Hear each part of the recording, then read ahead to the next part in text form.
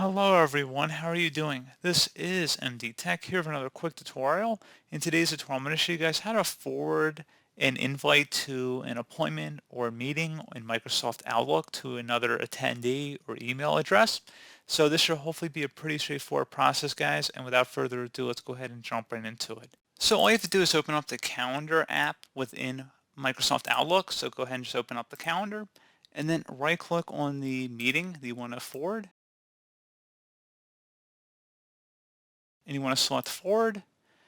In the to address field, type in the address or contacts you want to send it to. You can search the address book in order to search for them, as well as checking names as well to make sure that they are spelled correctly.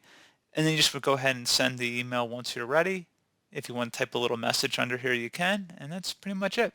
So pretty straightforward process, guys. I do hope I was able to help you out, and I do look forward to catching you all in the next tutorial. Goodbye.